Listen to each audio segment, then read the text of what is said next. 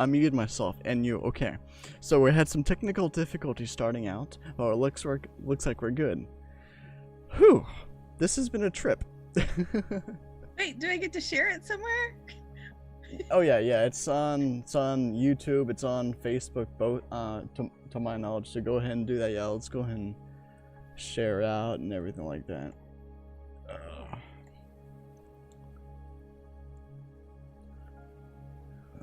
Okay, let's see if I can actually bring it up on my stuff too. Yeah, forgive the technical difficulties, people. I really need a computer upgrade. It's alright. Do with what we have, right? Mm-hmm.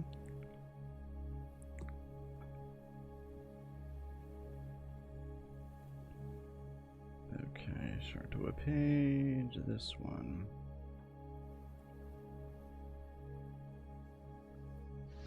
Okay, there we go.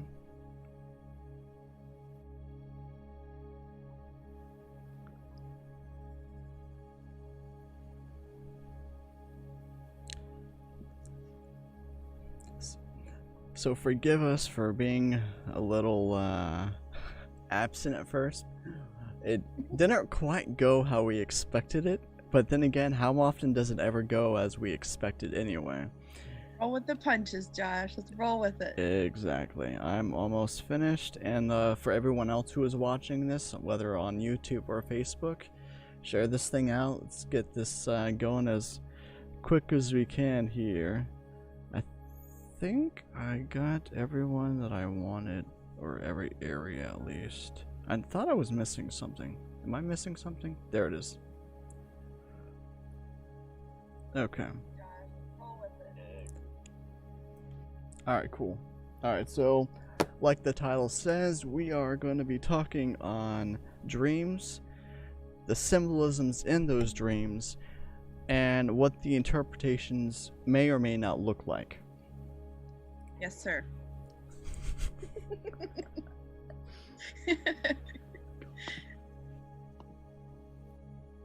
Why is that not? Oh wait a minute, that might actually help if I do that real quick.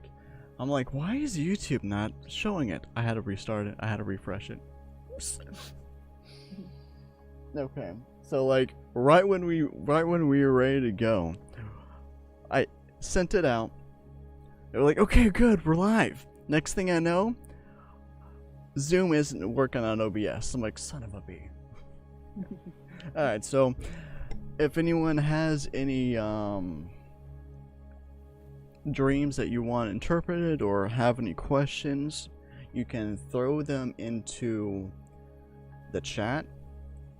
Amanda will be watching Facebook, and I'm gonna be doing my best to watch the YouTube, since with everything going on my computer, I can't really respond on Facebook without using my phone, and I have enough stuff to watch out on my own as it is.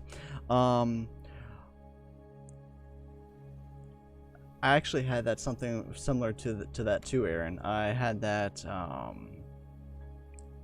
think we talked about this like last week or something, Amanda, where I don't have lucid dreams. Very rarely have I ever had, or at least a partial lucid dream. Mm-hmm. And this happened 3 times, so like in the same dream, so I know it meant something. I still have no clue what it meant, but in this dream, and it happened each time. I was in the dream, and I was partially lucid in the dream. I pulled myself out, but I was still in the dream, and then I went back in, but in a whole different scene or whatever. So it was the weirdest thing. I didn't remember it until later that day. I'm like, the crap? Talk about Inception. So you had a choice in the matter. You had a choice to go back in, and you chose. Possibly. Yep. Well, I don't necessarily say I had a choice, because whenever I came out, it was almost like it restarted and I went back in, but a whole different thing. And then I realized I was in a dream, and then I pulled myself out, and then like rinse and repeat. But it happened like 3 or 4 times. I'm like, what is this? Yeah. And that's kind of what we're going to be talking about is like, what do we do with these experiences, these dreams that we're having? Yeah. Like, are they just pizza dreams, or is there something deeper into how we should be digging into what we're experiencing and seeing, right? Yeah, I don't necessarily believe in a pizza dream. I've gone back and forth actually. I've gone back and forth. I think that, and this is gonna sound kind of wonky. Okay. I think that perhaps the chemicals in the pizza could have like affected it, but to have some wonky dream just because you ate pizza, I call bullcrap. Okay. So, have you ever watched some scary movie or maybe taken a little bit too much medicine and then you just had this really goofy dream? Yeah. This was happened like either a couple of years ago. I actually got food poisoning, and my grandmother gave me some medication just to help me try to sleep better. Never again. I don't remember what she said it was, but the dreams were like, I can't even remember, to the point where like I was in, and those who actually have regular dreams will understand what I'm saying by this. I was both in the dream world and outside of it, and like those, whatever that was, I don't remember what it was, open a portal I will never reopen. Never again. That's a good point. So the chemistry between your spirit, your brain, and then the medicine you're taking can be a portal in and of itself. Yes. Most definitely. If anyone wants to ask any questions or has a dream that they want interpreted, you can either throw it into one of the chats, or you can actually hop into the Discord chat that I have open. The invite is in the description. And I actually am... I already am in the voice chat under the dream interpretation on the Discord, so you can hop in there. You should be able to come over, so we can kind of try that out and see if it'll work or not. Hopefully it will. Sweet. But like I said, if no one else, then we'll just be talking about this. Throw us any questions that we have, because if you're anyone like me or Amanda, we can be talking about this stuff for hours. Right. Yeah, me and Josh will get going on something and we'll just like start digging and what about this angle? What about this angle? And so it's just good to have friends to dive deep and explore in safety, right? Absolutely. Yeah, I think after we got off the phone last night, I looked at our call history, like all the previous times. I'm like, well, okay, we were on the phone for 2 hours last night. Let me scroll back, 2.5 hours there, 2 hours there. That's what I love about our tribe, is like once you get going, it's just an easy place to slip into exploring things of the spirit. So most definitely. Okay, did that not go through? Okay, it is going. Cool. Oh, okay. So, hey, Jonathan, I will have to redo this because apparently it did not pop out there. Pop out chat. Alright, so we do have a couple people on YouTube, which is nice. I appreciate it, Santiago. Alright, so we got that going. Let me minimize this. Maybe that'll help my computer a little bit. I'm still trying to figure this stuff out. Alright, like I said, if anyone has any questions, throw them out there. And before we really begin, Amanda, I know you have a type of ministry that you kind of do on the side. What is that? It's kind of expanding. Okay. I do inner healing. It's called Splunkna, and so I started doing those mobily through Zoom with everything that's going on in the world. And through that leads to conversations of dream interpretation, and it's really based on relationship. Like any person that kind of comes into my world and is wanting to grow spiritually, it's through relationship. And I have a couple of tools, from dream interpretation to inner healing to prayer ministry. So it's kind of an encompassing overview. Nice. So I've called it Shalem Song. So if you are interested in checking that out, shalemsong.com would be a way you could get a little more details on the inner healing protocol that I do. Cool. All right. And I will see if I can actually add the website to the description a little later. With everything going on, I don't even want to risk it because it's actually hurricaning outside too. So it's been like hurricaning on and off. So I'm like, please God, don't let this thing get interrupted. I've been looking forward to it. Woke up this morning, I'm like, what is that sound? Walk out, like, oh, it's raining. 5 minutes later, I'm like, okay, it's gonna be like that today. Alright, so let me see here. Until we actually have a question or whatever, has been one of the symbolisms that has really stumped you before? Oh, that's a good question. I learned from one of my mentors, Jackie Johnson, and she studied under John Paul Jackson for about 15 years. And so I really felt like I got put in with a really amazing dream interpreter. And the conversations that we always get hung up on when we're either doing work with a team is people. The people that show up in our dreams. Usually we ask the question, what's their name and what's the meaning of their name? Or who are they in relation to us in our waking life? And so it takes some discernment, and I think we've even talked about this. Yeah. To kind of put that puzzle piece into the whole picture to figure out, is this a dream in context to that person, or do they represent someone else or a portion of our, portion of who we are, or a spirit or anything, so it's all about their name. Would you say that that's a difficult area for you with interpreting dreams, or? I have actually found, and I know that right now let me put a disclaimer out here. What I call,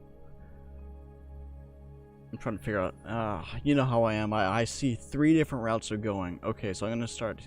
Okay, so everyone's dream language is based on their life experience.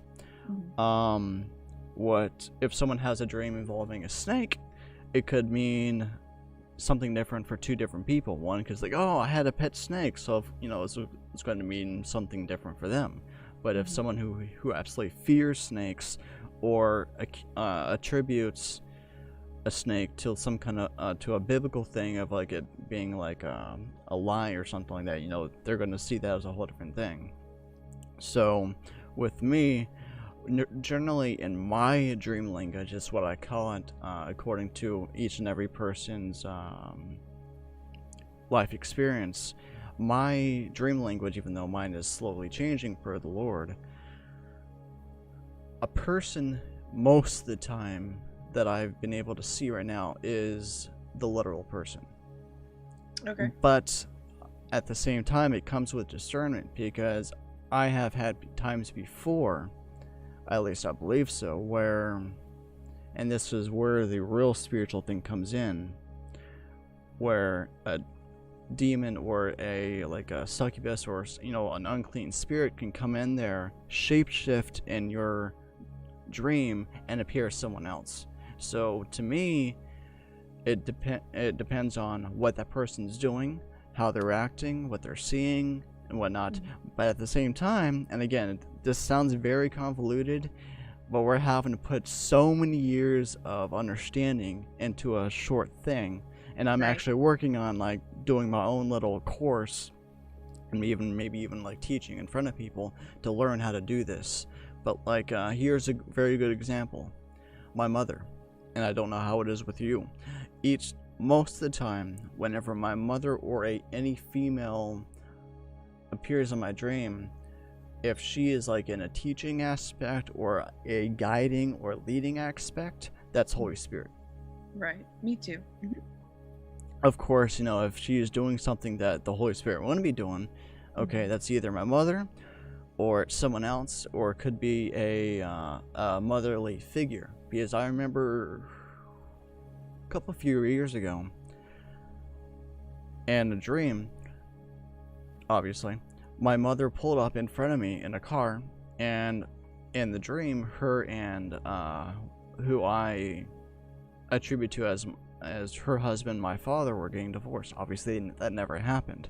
But what happened was, it was a motherly figure who was going through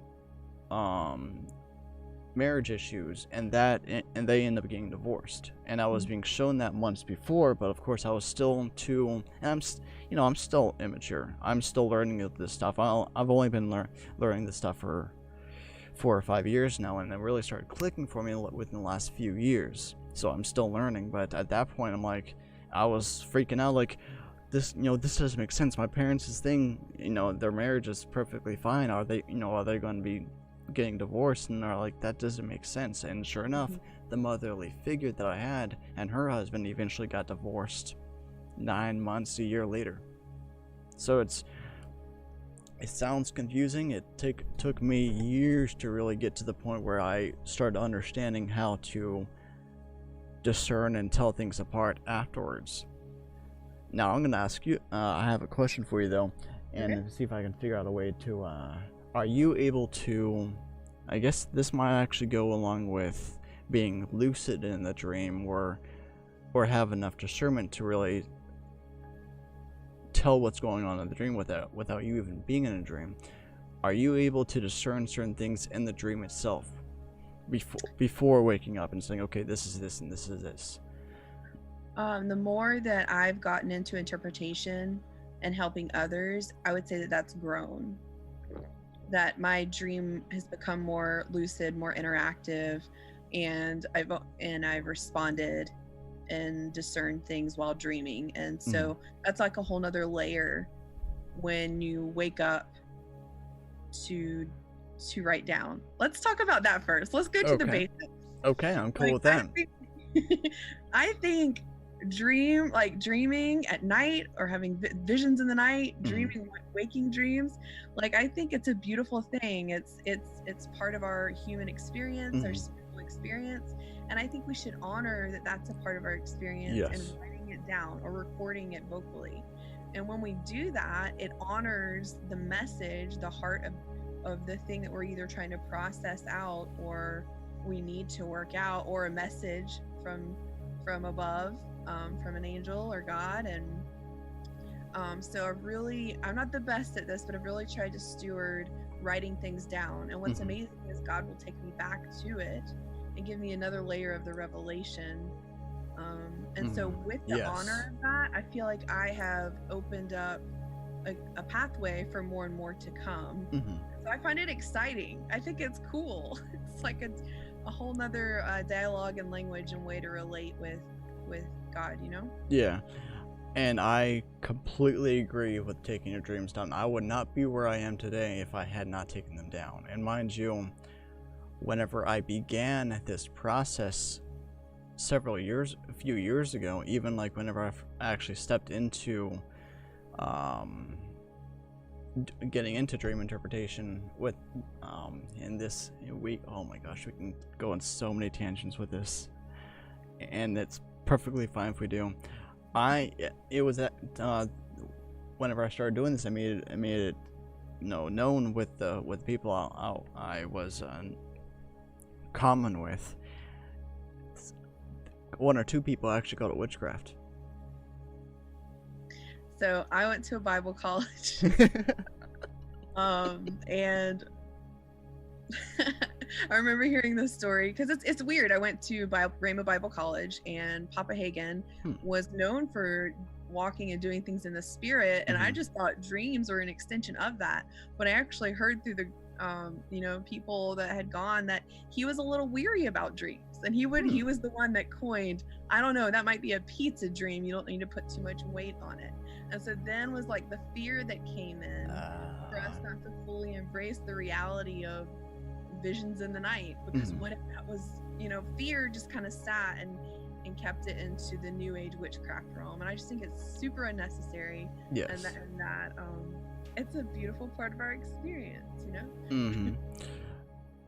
How did you get past the part of like, okay, am I actually stepping into witchcraft? Am I doing something that's outside the Father's will? Or did you just kind of say, buck it all, I'm just going to do it? Well, I think my dream, and I said the B, not the F word, for those who are listening. It's fine. I think my dreams always fascinated me, and then there was like a portion of my life where I didn't dream at all, and I kind of was sad about it. I felt like it was an adventure, and so when I started meeting people that were moving more in the prophetic, and stepping out myself, I saw my dream life wake back up. And so when I went through Bible college and into the training, it was like a third of the Bible is visions and dreams. Exactly. Part of spirituality, and I don't know why people are so scared. So then I just kind of threw off all inhibition to partner with fear, and I was like, okay, God, what do you want to teach me about dreams? How can I grow in this? And so that was kind of how I pushed through. Nice. I know, like, I gotta figure out how I'm gonna go about this without getting distracted. I was getting distracted for a second. Okay, so obviously, like you said, like 1/3 or 1/4 of the Bible is dreams and visions. And we look, a lot of people I have seen, with my own experience, they say, they point to Daniel or whoever, or Joseph as, as the dream interpreter, and they say they automatically knew it. I highly disagree. At first I did, but then, as I continued this and I kind of started meditating on certain aspects, I looked, and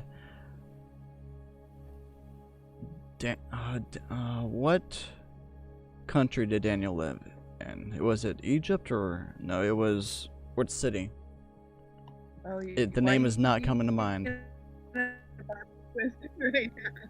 I'm not sure. I have to look it up, to be honest. I don't remember which one it was, but obviously those kingdoms who he was second in command for, they were known for having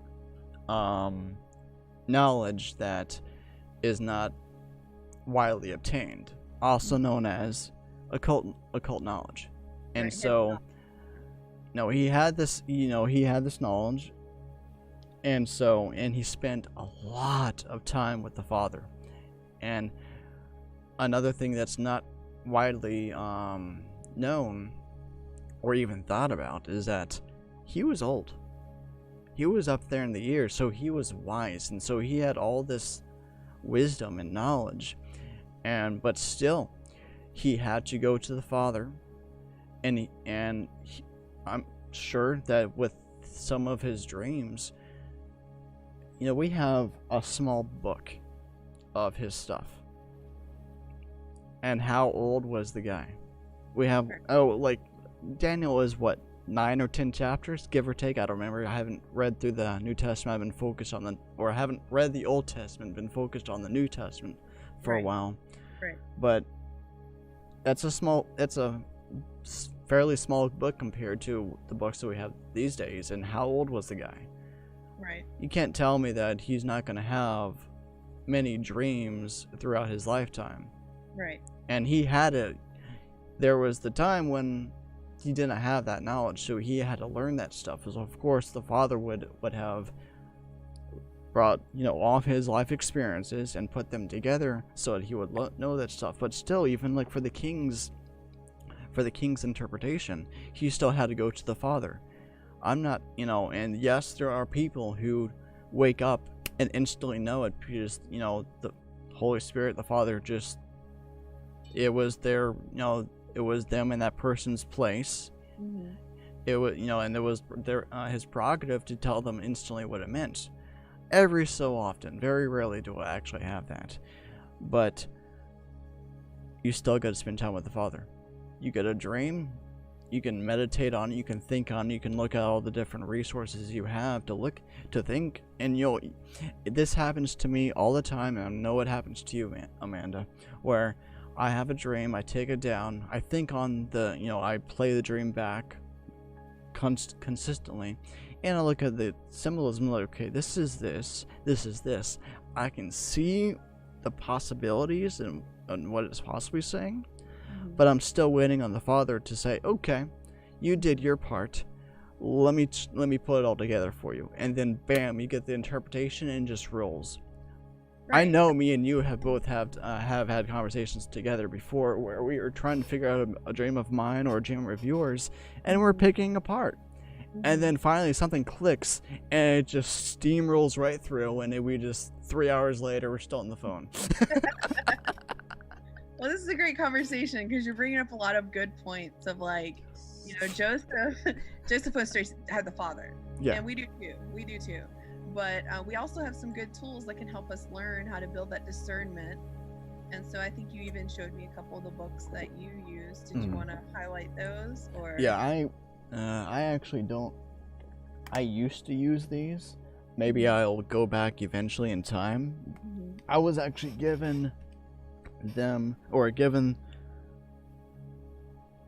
friend of mine gave these to me. It's Dream Encounter Symbols Volume 1. It's by Barbie Breathe It. Breath It. Oh, awesome. Yeah. Okay, you have Barbie Breath It. Okay.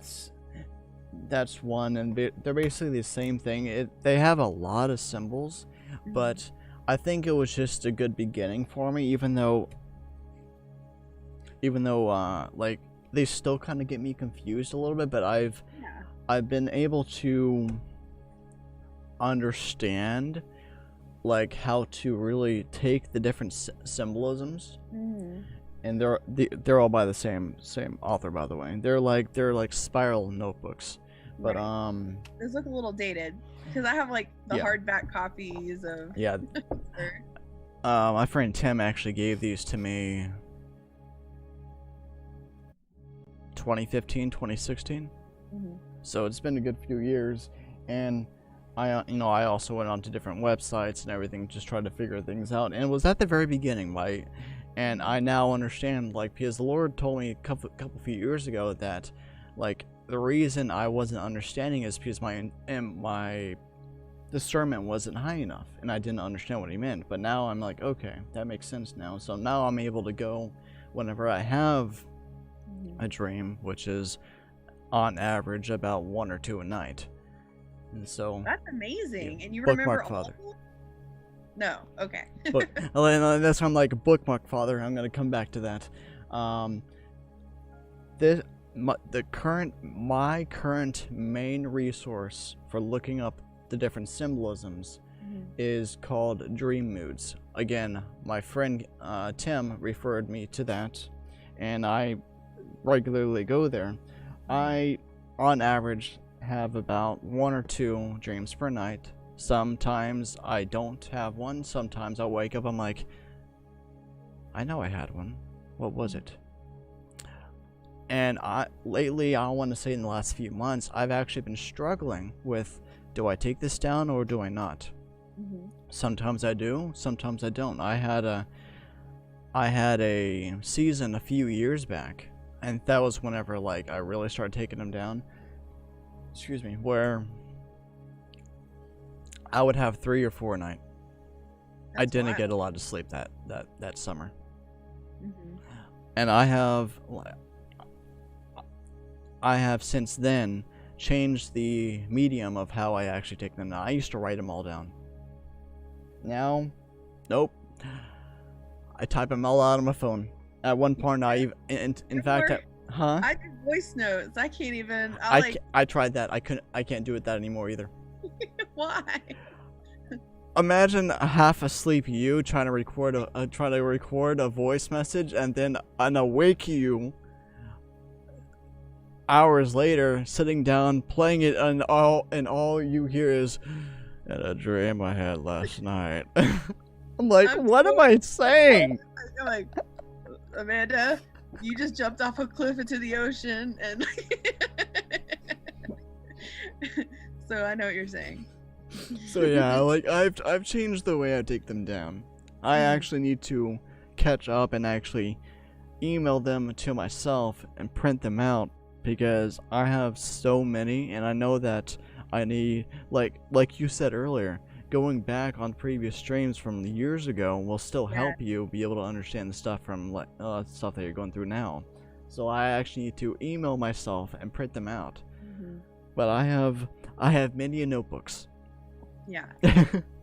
I love hearing stories like that. Another really close friend of mine, she's like, I have boxes full of notebooks of dreams and visions and everything. I'm like, gosh, that's so like honoring. God loves that when you take the time to handwrite it out. Like that blesses his heart. It shows that you delight in the things that he has to say. Like, so yeah, it's a good thing. Now my question is, has it ever, and I know what it has for me, has it ever gotten to the point where it was too much? What do you mean by too much? Like the amount? The amount of dreams that you're having, to write them down, to take them down and try to interpret, has it ever gotten too much? See, for me personally, no. But Really? some people on my team will come in with, so we do the same thing that you're talking about. They'll type out and print out all the dreams to be interpreted, and I'll come in with maybe one. And they're coming in with like 5 or 6, and I'm like, what are you guys doing? How are you? See, so I don't know if it's that's like me. God's just speaking to me throughout the day. I don't know. I don't want to assume anything. But like I get one and I like tear the thing apart. So if I got 5, my God, I wouldn't get anything done. Like, so maybe it's just my personal relationship with the Lord. It may be, I don't know. Like, I would take out like all the notebooks I have, but it's kind of in the safe below me. I'm like, I'm not even gonna worry about that. But like, you know, I'm not gonna give the number, because Lord was convicting me a while back, because apparently I was being prideful in the amount of the number, but there's a lot. And for people who know how I write, they're like, how? So I'm gonna stop there, just because I'm trying to avoid that. But the Lord has gotten to the point where we have gotten to a point in our relationship where there are seasons where he says, don't take them down, because it gives me a break, because I get too many. And like even this morning I had one, I'm like, what the crap does this mean? I was Iron Man. Hi Hermes. I'm like, I've never had anything like that happen before. I'm like Iron Man in the stream, flying around in the suit, trying to get the power core back from this guy who stole it from me. And at the same time, I would like put it into my wrist, and I would have to wait till it powered up. And I'm like, what is this? So I think Michael Basham is who I had this conversation with. We talked about this, but have you stepped over in the dream world where you're like, that was not a dream, I was spirit traveling? I have a suspicion of at least 1 or 2 of those. Yes. Okay. That's beautiful too. And so could you maybe explain the difference of what that felt like? Now again, this is only suspicion. I do not know if it actually happened or not. This was, I want to say, at the end of 2018, December 31st or the 26th. I know it was like the very end. And disclaimer, this is a little graphic. And I'm actually surprised I even still remember this. I remember I just randomly appeared at this intersection. It was like this like fast food joint. But it was a drive-through, and there was a little bit of road rage going on between a large truck and a motorcycle. And somehow the motorcycle, you know, crashed, slid across in front of me, and ended up being decapitated. I didn't know it was decapitated at the time, and I went to try to assist with the motorcyclist, and the large pickup drove off. It was hit and run. And I was trying to call 911. I was having a hard time calling 911. And I didn't immediately realize that the head was separated from the body because it was so dark outside. Eventually I did. And I think I was able to get in touch with someone. I don't remember exactly, but eventually it ended. I want to say like after I was able to get a hold of someone, and that was it. And whenever I woke up, I'm like, and my mind automatically, and because of how the Lord has shown me how to think when it comes to like, symbolically, and how I know we were talking about this last night, like the way I think now has completely changed from it was 5 or 6, 7 years ago. Right. I don't see everything in a literal sense. I do not look at things from the fleshly perspective, the scratch on the surface, the what's the word I used last night? This scratch surface level. I don't see things surface level. I'm always looking for the hidden, the deeper meanings, like what could this possibly mean, especially whenever you have the what the crap moments. I have 3 things that happen all at once, and I don't get what's going on, that kind of thing. Right. So whenever I woke up, I'm like, I don't understand this. Mm-hmm. I'm like trying to separate it all so I can kind of piece it all together. I'm like, this doesn't make sense. It's almost like I traveled in the spirit or my body. I was there assisting, and then I left. I even looked up to see if I can find any kind of motorcycle accident that were hit and run that involved like a decapitation or a death. Right. Couldn't find anything. Okay. No idea where it was. I know it was at some kind of intersection. This was like, again, a couple of years ago. But I have no idea. But I know it's possible because this guy I'm about to reference, he recently passed away. Mm-hmm. And actually it got, in the Christian realm, this actually got some good traction. I can't remember his name for the life of me, but he actually spoke of an event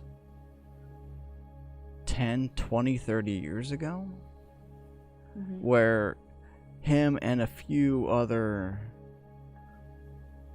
friends of him, I'm gonna say, they were actually literally teleported to a place underneath, I think it was Rome, and they went down this hallway, this kind of large spiral staircase type thing. They were praying, the people who was behind him were praying, and he could literally feel the power of the prayers being focused into him, and he ended up speaking to a fallen angel, commanding something, saying, I forget, like releasing some kind of thing, and then once that was finished, instantly they were back. The next morning he was talking, I think, like he got, I guess he got back into bed or whatever, and the next morning his wife asked him something, and next thing you know, like that day, one of those people called him, talking about the dream that they had. He's like, that was a dream. And so they end up collaborating the stories with all 6 guys. They all had the same exact experience. That's wild. That's wild. That was not a dream. That was a literal thing. So I'm like, it's possible. Mm-hmm. All things are possible. when I questioned it, when I knew that was more, it just has this different energetic feel. You felt like you were a place, or I woke up feeling tired. Yeah. I had done something in the middle of the night instead of like a vision being told before me. That's kind of how I Interesting. can tell the nuance of difference. Like, I went somewhere and did something last night. I simply did not sleep. So I know that sounds wild, but Nope. I know other people have similar experiences, so. I completely understand it, simply because And I am not saying that I do this regularly or anything like that, but like one of my closest friends, and I've always noticed and known that like whenever I wake up, like I feel like I'm coming back from the dead. I'm like, I don't want to, I'm like having to pull myself out of bed just because I just woke up. I'm like, oh dear God, I hate this process. And and she recently made it clear to me that like whenever I dream or and she lucid dreams all the time. So she's like, whenever I dream, I don't feel like I got rest. I'm like, well, that explains a lot, because whenever I never feel like I got rest. Like, yeah, I can function throughout the day. I can tell I did sleep, and I got rejuvenated. But I'm not one of those people who opens up their eyes and like, hey, good morning. I'm like, shut up, or I'm gonna shoot you right now. So you're not a morning person. I get it. No. So it's like, I know how it is of waking up and feeling like you're coming back from the dead. And I think, and someone correct me if I'm wrong, but I think everyone who regularly dreams always feels like they did not get any sleep at all, because their mind or spirit, however you want to call it, was active. Interesting. So do you think dreams and dream encounters are a part of the awakening process? Do you think it shifts more into just spirit travel, or do you think dreams are always a part of the experience?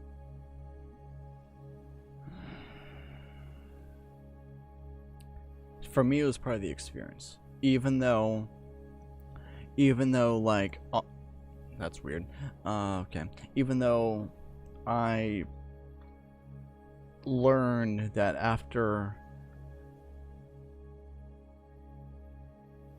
once my awakening began, at the very end of 2013, early 2014 is like whenever I was broken of religion, and I started having dreams. Like, I actually started recognizing that I was having dreams, and it wasn't until 2015 is whenever I actually started taking them down. But it was around that period of time is whenever I realized, oh, I've always had dreams, I just don't remember them, or I only remember bits and pieces, because I still remember a dream that I had back in 2010 with almost the exact detail. And I know it, like, everyone who dreams or used to dream remembers one or two specific dreams almost down to the exact detail, however many years ago it was. And like I said, this was 10 years ago that I had it, and I still remember almost to the exact detail, because it was that important, that massive. And I still, to this day, I've only been able to say, okay, this means this means this, and I think this means this. The rest of it, I have no idea. But I want to tell a dream I had when I was a little girl that has stuck with me. Okay. Go ahead. So I got it interpreted, and I totally know what it means. But I was sitting in my room in my house that I grew up in, and I was little when I had this dream. Okay. And I was playing with my sister, and I was like, I'm gonna go downstairs, and I left her in my room. And as I'm going downstairs, at the bottom of the stairs, I see the velociraptor toenail that taps. Do you know what I'm talking about in the movie? Yes. Yeah. So it just there's a doorway and then the stairs, and then I just see the toenail go. And so I was like, okay, I gotta run really fast out the front door so I don't get captured by the velociraptor. So I start running down the stairs, and then when I look to my left on the way down, I see in the living room my dachshund on the couch, and the T-Rex was chasing the dachshund around the couch. And then I fly out the door, and my father is standing by the mailbox looking back at the front of the house, and I turn with him, and there's this UFO above my room, and it's beaming light down, and they're taking my sister. Well, they're doing surgery on her, and they're beaming my sister up. And I looked at my father and I said, "What are we gonna do about this?" That dream has stuck with me forever. Okay, what have you been able to piece apart about it? Well, I definitely believe that the T-Rex was speaking of generational issues in the family line. Okay, I was going to agree with that. Because I literally looked that up, and it said dealing issues with the past that had been what's that word that it said? It suggests that you are dealing or dwelling in the past. Let an opportunity pass you by because you're not fast enough. Okay, so this is a perfect example. Okay, so and we'll get right back to it. But I just saw this perfect opportunity. Okay, so in my app, I looked up Velociraptor, and I know that was all blurry, but I'm not gonna hold this thing. It says suggests that you are dwelling in the past, and then another one. It says you let an opportunity pass you by because you did not act fast or react fast enough. Now, yes, it's very possible that both of those go to that, but from my experience, I always have to go with the one, the thing that attaches or attributes or whatever word you want to use to what's going on in the dream itself. So what caught me instantly is that it suggests that you're dwelling in the past. So obviously there's some kind of past or something in the some issue in the past that she has not dealt with. And let me also add this too, as I'm kind of breaking this apart. She shared her dream, so so play the dream as much as you can remember of it in your head, and everything in the dream is important, but it's more of a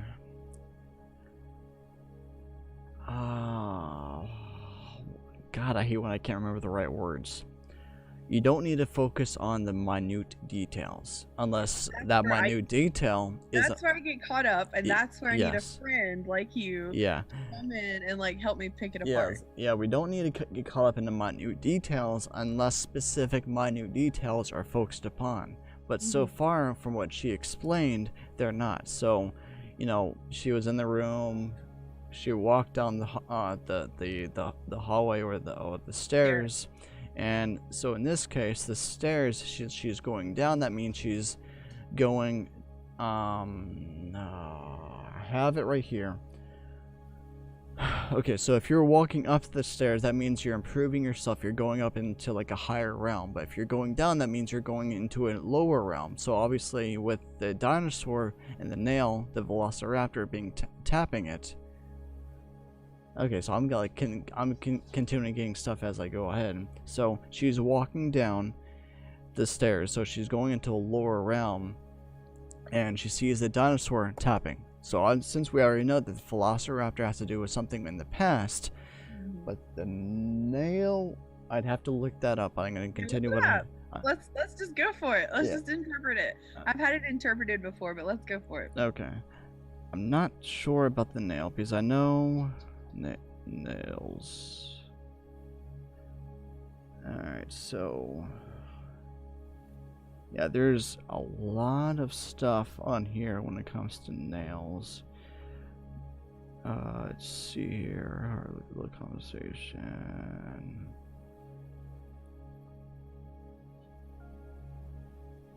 But hammer nails, that's not what I'm looking for. No wonder it wasn't making any sense. So I'm like, this doesn't make sense. Why is this not making sense? I'll look it up too. Alright, fingernail. And this is actually generally what I do. I just kind of pick things apart. Fingernail. Okay, so fingernails, defenses are up. Waking fingernails. Okay, so yeah, see that's what I'm saying. I wasn't really going to go the route of the nails unless it pokes out. It didn't really. It's not poking up. So if it comes up, you know, it just like clicks with me, I'll do that. But I'm gonna focus on what I had before. Okay, so she was walking down the hallway, or the stairs, going into the lower realm. The Velociraptor now is there, so there's past issues. The dog, that really depends on animals, I have to admit. Like household animals is something I've always struggled with. I'm not sure, but the fact that the Velociraptor was chasing the dog. No. I looked to the left and the T-Rex was chasing my pet, my dog, around the couch. So there were 2 dinosaurs. I did not catch that. Sorry. See? Interesting. I've actually looked. I used to know what a T-Rex meant too. Why a T-Rex and why a Velociraptor?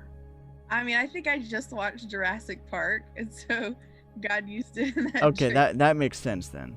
But I do think the dinosaurs had to do with generational, like. Yeah, I definitely agree.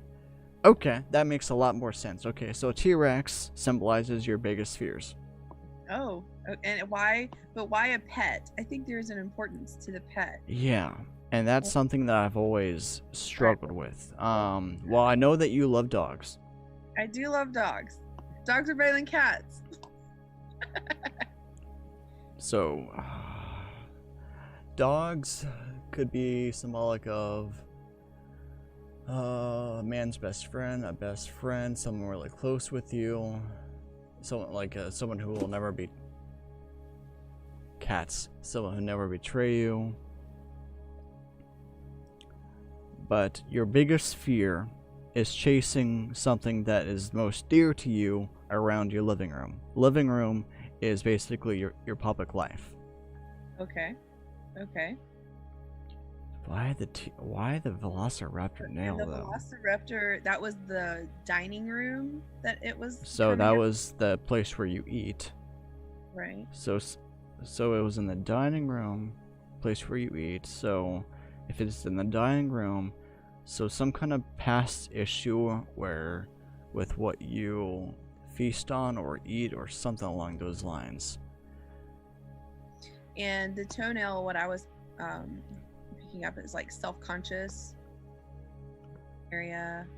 Let me look it up again. Okay. Because let me say this, if it was the Velociraptor that was chasing your dog around, then I could have easily gone with this secondary portion of the Velociraptor interpretation of going too fast or like something super fast. But since that's not the case, you can just throw that out. Okay, so let me go back to something while you're looking that up. Like I was saying earlier, you don't like, unless it's something like a minute detail that's focused on, you want to look at the big picture and not the little picture. If you're looking at the little picture, you're looking at the minute details. But a lot of times with most people, they're seeing events that can occur over days, weeks, or months. Or they're trying to give them something that has been occurring for over the last few years, that is saying, okay, this is what's been going on, and this is what I need you to work on. And so it's basically a paraphrasing of what's going on, but those paraphrasing is put into like an imagery. And that's why so many times we have a dream that we call crazy, like Amanda's here, where we're like, what the crap does this mean? This is some of the wackiest things I've ever seen. Right. And so we automatically just toss it out just because, oh, I watched Jurassic Park last night and now a T-Rex and Jurassic Park have popped into my dream. I'm not going to watch that stuff again. No. Right. Pay attention to it. You might get a learning experience if you actually work with someone who actually knows what they're doing. A little bit. So, this is what I wanted to talk about a little bit too while we're in the middle of interpreting this. Is like we have these tools, you know, we have the books, the Barbie Breathed. I have a bunch of huge dictionaries also I look in that just like help us to start thinking about symbolic meaning to things. But then like you start recognizing what resonates with your heart and your spirit. You're like, this doesn't really make sense to me, but you consider it. And so once you start putting the pieces together, then you can go back and be like, oh, I now understand that didn't mean that, but I see how it has the essence or the flavor according to what's going on in context to my life. And then I've been processing in my soul. So then you begin to build your own language with God. And he'll use the same thing over and over, or someone else, with how you're building your own language. So I think you stepped out in faith with what was before you with those books, and God loves for us to step out in faith. Yes. And that's when you start creating together. And so it is like a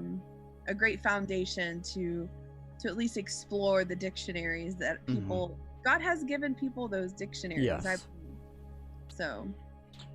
Yeah, I totally like one of the things that that's part of my language, you know, obviously like I said about the female or the mother generally is to me symbolic of Holy Spirit, because to me Holy Spirit is a female. She's the feminine aspect.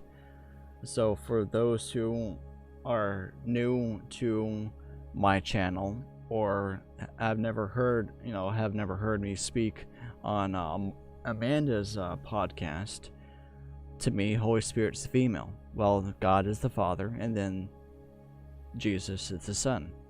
Makes the most sense to me.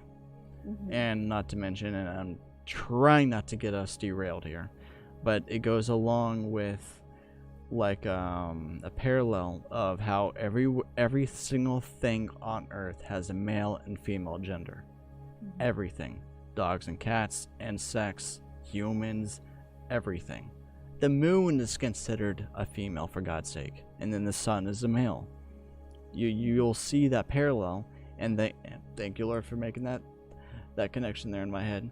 So what Amanda was talking about in her dream, as she was explaining it, you know, I was recording it into my head, playing it through, but I'm also looking for parallels in there from what I already know. So far, I have not found anything, but I have bits and pieces that she spoke to me, told us, that I'm able to say, okay, this is this, that's interesting, but so far, I personally haven't seen any parallels.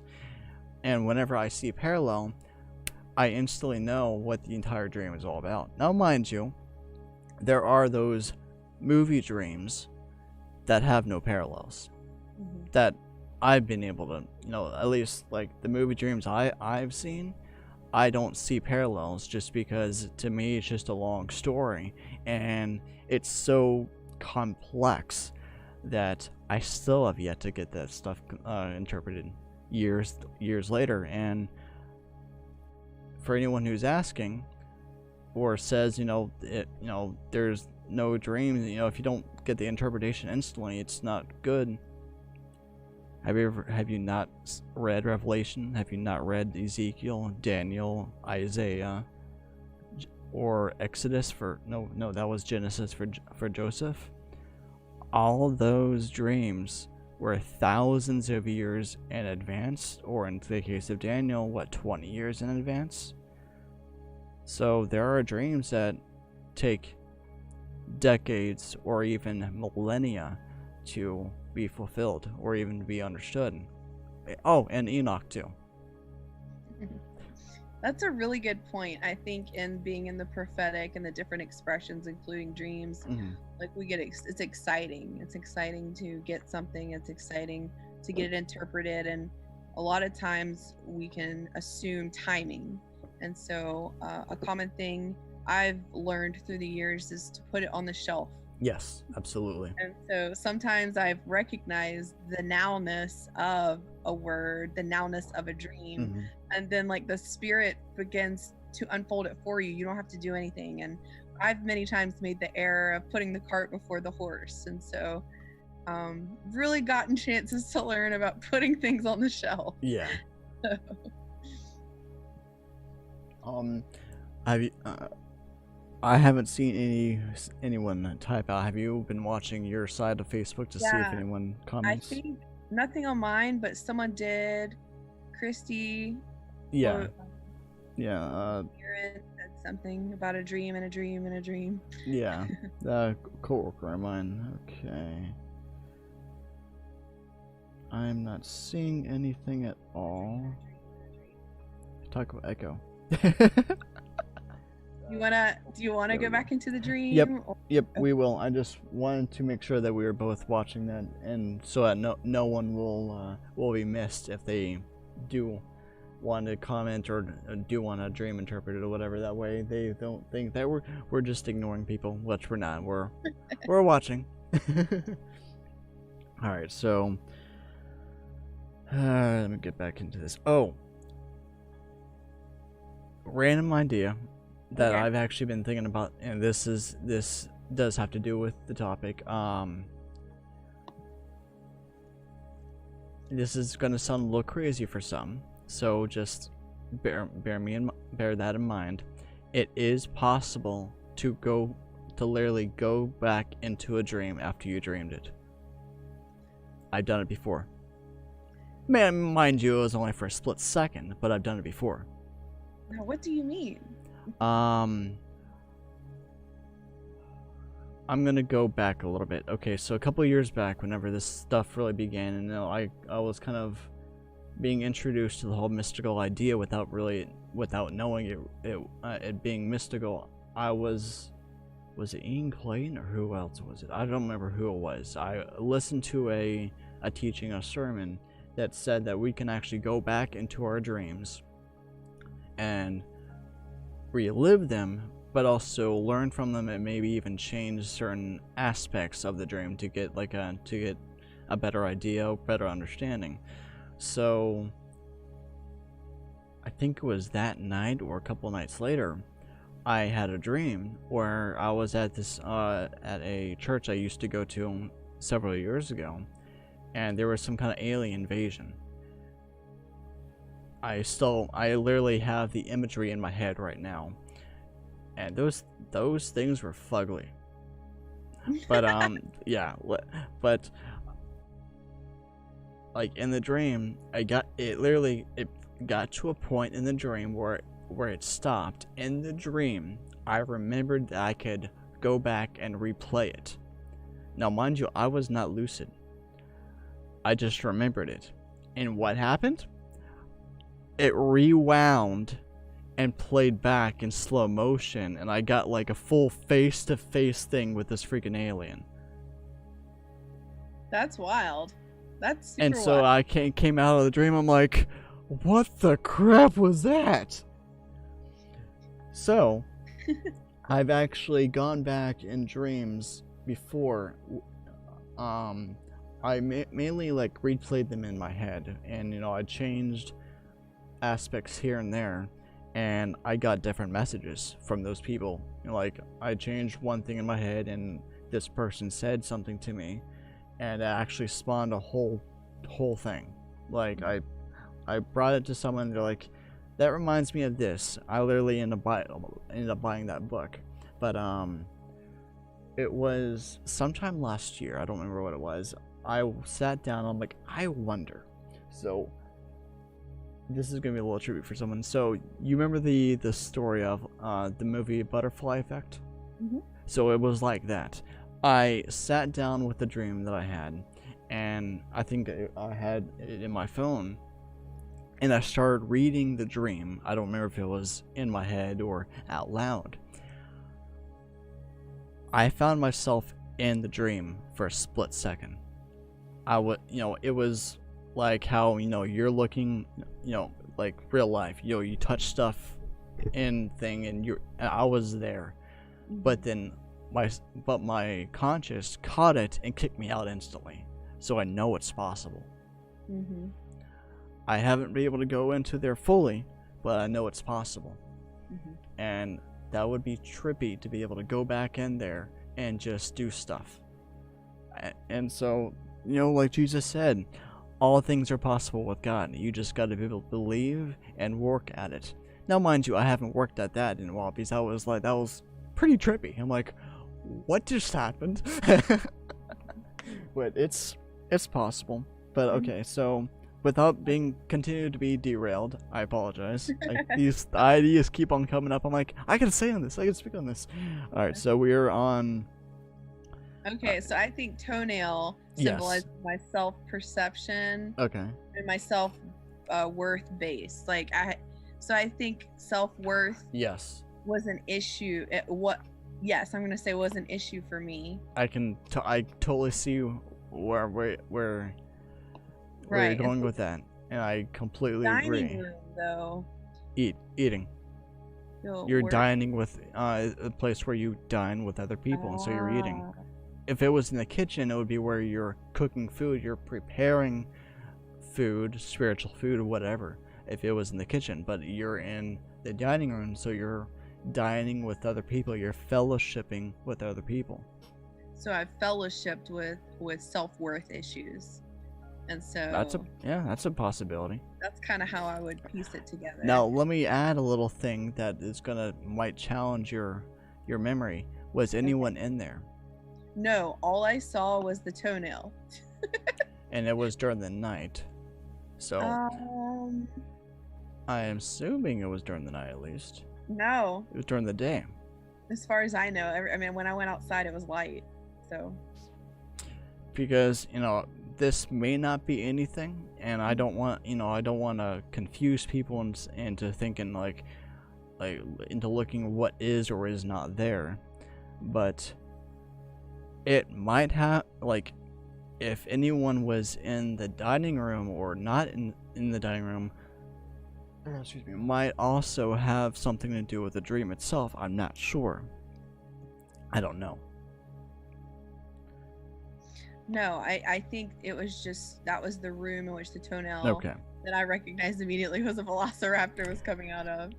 But on the way out, seeing the T-Rex, which T-Rex symbolizes powerful fear of never doing something. Or what did you say? Like just a real strong. I think it said the greatest fear. Someone's greatest fear or something along those lines. Let me pull that up real quick. A T-Rex was chasing my pet dog. Yeah, your biggest fear is that's means behaving and acting tyrannical. So. Yeah, it could be your biggest fear is basically ruling you. And then they were running around the couch, which a couch represents total comfort with an issue or situation. Comfort. Comfort? Yeah. Okay. I've had dreams where... I'm comfortable with my greatest fear. That's not good. No, it's not good. It would be even worse if you were actually sitting down on the couch rather than than chasing you. But at the same time, I wonder in this case what your dog is symbolizing. My dog's name is Ginger, or was Ginger. Okay. So do we need to look into what Ginger means? I would suggest it, and you do it because I don't want to crash my computer. Okay. Let me look it up for me. And yes, people's names can mean something. It may not always be a literal person, but it could mean someone who is like that person, or it could be the name of that person. So literally the meaning of the name could be embodying that person. I've had a couple times where it was like that, where someone who I used to know, like in middle school, I end up in this dream. I think in that case we were in elementary school, and I sat into his lap, and I'm like, well, that's not who I normally am. Like, what does it mean? I looked up what the name meant. It meant power. I'm like, that makes a lot more sense. Well, Ginger means pure, chaste, virginal. So, purity, okay. Purity. So, my greatest fear is... Interesting. I know, right? What is going on? So it's something to consider. We won't land on it yet. Yeah. I have my suspicions, but I want to wait till we get fully through it, because, and this is one of the reasons why I always say, why I always tell people, give as much information as possible, because you leave what you consider a small detail out could change the story completely. Correct. So then I run outside and I meet my father. Yep. At the mailbox. So are you in the mailbox? So that is front yard. So front yard, there's a parallel right there. Front yard is another symbolism of public life, just like the living room is, the house is symbolic of your life, and so living room, whenever everyone congregates in the living room, that's a public life. Front yard is another symbolism of public life, but your father is there. Now, what did your father do? Remind me. I looked at him. Okay. Because my sister, we looked up at my room from the outside of the house. My sister, aliens were doing surgery on my sister, and they beamed her up to the spaceship. Okay, and so your father was just kind of standing there looking. I said, what are we going to do? Okay, now is that something? Was your father acting out of character, or is he just there? He was just there. So I'm going to say that was God the Father then. I agree. And so with you looking up to your father, you're essentially looking up to God and saying, what are we going to do? Now with aliens messing with your sister, aliens could be demons in this case, since they're out of our dimension. Messing with your sister, doing surgery on your sister. That is another thing that I used to get really confused about, because back in the day, according to I went by these books, but it was just part of my process.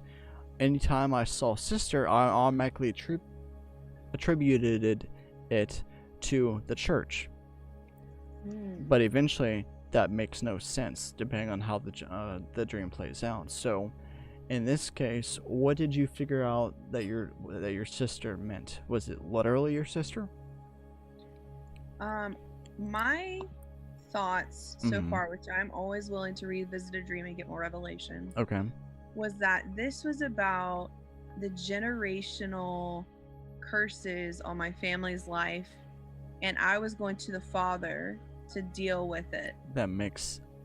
I completely agree, and that makes absolute sense. And with the demons were the issues, because depending on the dream and depending on the message of the dream, it could the demons, the spirits, whatever you want to call them, could be a metaphor, or could be a literal thing. In this case, it was both a metaphor and a literal thing, because whenever it comes to generational curses, that they can be literal spirits that are affecting and causing havoc on someone's life, and they're there because of the curse. So in order to remove the demons, or in order to remove these spirits that are affecting and destroying your life, you got to go back in your past, whether it's repenting, whatever you have the authority that the Lord has given you to do. If you got to remove that stuff so that your life can actually be corrected, and you can prosper and not live in a metaphorical cycle. That's a good one. That's not where I was going with it. If someone is living at a very low income, that's called living in poverty. So you're living in a poverty type of life, because I'm not gonna go there knowing. that would just cause a whole that's for a whole different podcast. Well, this lends to a great question, because so you have these crazy dreams and you're getting interpretations, and you're like, what do I do with that? So, I mean, thankfully, the time that God brought that dream back up in the past 3 years, I was going through a specific thing where I was going back for my bloodline and repenting and standing in the gap and seeing things shift around me in the spirit. And so dreams act as a tool and a message route for us to, the Lord's communicating and he uses it. And so there's action, there's unction and action with these interpretations. Absolutely. And it actually makes me quite sad these days that people, they just throw dreams away without really putting much thought into them. But, you know, like you said at the beginning of this thing, is that dreams, visions, and any kind of prophetic thing is 1/4 of the Bible. And they used to, like in the biblical times, you know, you got John, you got Isaiah, Ezekiel, and all the other prophets. All of them were having dreams, and they were very common. Heck, Joseph was thrown and sold into slavery because of a stupid dream that got fulfilled 20 years later. Right. But we just threw away dreams just because we're taught to. Now, here's another little twist that I'm going to throw at you. Okay. I need that thought back, Father. Gah! I hate it when that happens. I had it and it got... Come back. Father, I need that thought. Okay. You know what? If it's important, it'll come back. Right. It was a good thought too. Alright, so was that pretty much the entire dream and whatnot? Yeah, I mean it impacted me. I remember I mean I had that dream and I was, I don't know, 7, 8. Wow. Yeah. I was like I think God, and that's what's cool. Yeah. Is because this taps into something you were saying about going back into your dreams, is God has made us to be a living record. And we are spirit, soul, and body. Yes, absolutely. And dreams and visions are spiritual experiences that are a reflection of what is going on within, or what's shifting without, and how it's all interconnected. Yeah. And that's why it's important to honor our dreams. They're not just for nothing. Yes. And they're nothing to be scared of. I used to wake up in fear because I would have really scary dreams, and I would run to my friend Jackie. She's like, no. Like, this doesn't mean, like, immediately I jump to conclusions. Like, this means this, and I'm going to die, and this and this. She's like, no, just write it down. And God wants to flip it so we can speak life into it, and he's turning things around. Yes. So anyway, so we're a living record, and he'll bring things back up, like a dream you had when you're 7 or 8, to bring you into a deeper revelation of how he wants to repent on your generational curses. So like you said, you can step into living a prosperous life. Yes. Living as a manifesting son of God, not being held back by generational curses or whatever it might be. Yeah. You know? Yeah. And it, you know, like I was saying earlier, just amazes me how we just throw it away. And okay, this is where I was going with it. We are taught basically we're taught to kind of throw away this stuff. I can't think of the actual word I was going to use, but it's the same. Basically, it basically means the same thing as being taught to throw it away, and we can't. Like, it's one of the ways the Father shows us that we need to, especially for those who are so deep and lost. And I know of a few people who literally depend on their dreams, as that's the only way that the Father can actually speak with them, because they don't hear the still small voice. Yes, I had a friend like that he couldn't hear anything from Holy Spirit in his waking life, but he would wake up with 5 dreams. I was like, you need to keep your mouth shut so you can hear the still small voice. But the thing is, I've noticed is that, and if this person here, you know, she doesn't mind me talking as long as I don't name drop or whatever. And she, sometimes they are so deep with, you know, where they're at, they have to get freedom from those things that are keeping them down, in order to hear that still small voice. And until they're able to, and some of this stuff, like we were just talking about, like the family curses or whatever, some of them are so ingrained, it's very difficult for them to get rid of it. And so like they depend on their dreams in order to get by, and even basically to get by and to find out what needs to be done. And it's sad, but it's the goodness of God, though. Yes, absolutely. There's always a way. He always makes a way for us to communicate with him. Right. Where was I going to go with that? And I was mentioning last night how this year is 2020, and all those prophetic people like, oh, 2020, the year of perfect hearing. No. Listen again. 2020, the year to hear him better accurately. No one's going to hear him perfectly because we're human. And we still have to deal with those other voices in our head, that we're dealing with, that maybe we have not quite gone past, whether it's our ego or our sexual urge or some other kind of thing that we're trying to deal with, that, and the Lord is working with us. There's always going to be something. We're never going to have it perfect. But it's like, don't throw away your dreams, people. No matter how crazy it is, it always means something, and it might take you a while to figure it out.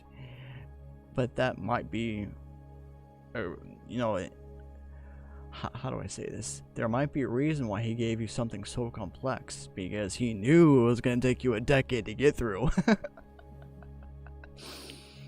Yeah, I love dreams. I love diving in. I think God gives me really hard ones sometimes, just so I can call up my friend Josh and be like, Josh, I need help.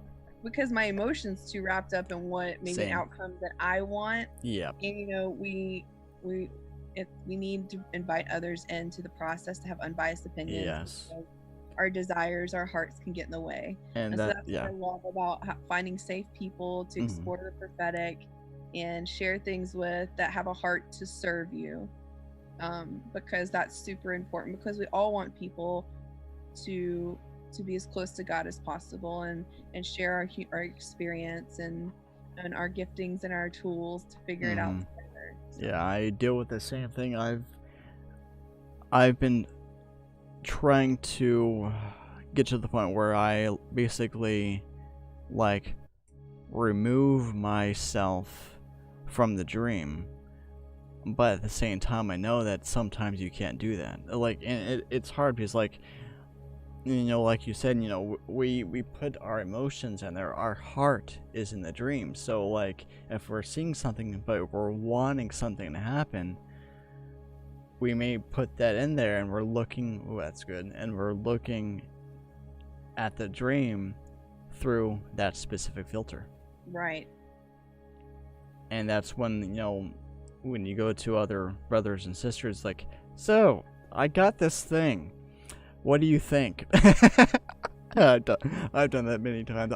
I'm hesitant on doing it myself, just because I have so many.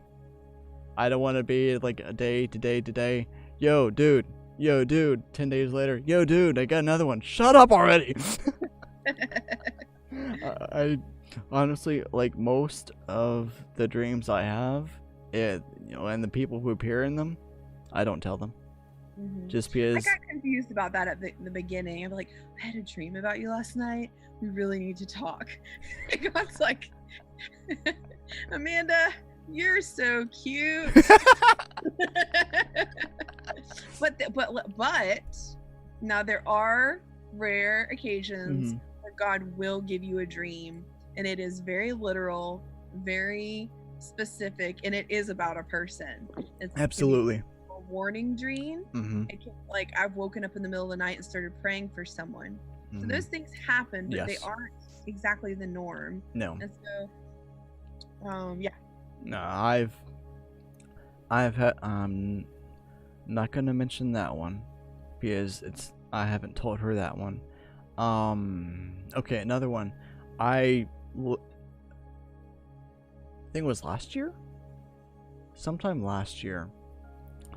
I literally came out of the dream crying because I was in so much pain because of the events that happened in the dream, because I knew what it meant, and not to mention I was, I was also feeling that emotion and the pain in my emotions, and I'm like, no, I don't know if I was, I don't know if I had tears falling, but I never had that happen. I came out of the dream in so like moaning and like maybe not physically crying, but moaning and crying because I was in so much pain because I knew what it meant. Mm-hmm. And like I don't want that for this person, Mm-hmm. but human free will. Free will. It's the thing. It's the thing. Free will. Yeah. Yeah. But God. Yes, exactly. Okay, so let me think here. What's another, like, the idea of going through the different symbolisms and kind of picking them, like giving the different ideas, kept on coming to mind. So I don't know how you want to start with that, but like I have it right here. I'm just trying to figure out a way. It can be like with any kind of symbolism, like okay, so here's a good way. So which one is it? So whenever I was early on, I think it was whenever I was really taking like every single detail thing, like to the minute detail, to the extreme. Again, I was still young. I was still trying to figure everything out, and nothing made sense to me at all. Like I would see feet in my dream, and I would open up one of these books, and I would see, like, I know people can't read this, but I would look at all this, I would write it down. I'm like, okay, feet means this. I have no idea what this means. I would give myself headaches day after day, week after week, month after month, trying to figure everything out because I wasn't looking at it in a big picture perspective, the macro versus the micro, and that's what's very important. Now, yes, there is such thing as looking at something that something does receive a focus on. Amanda, tell us about a time where something in your dream was very important to the point where it literally got zoomed in.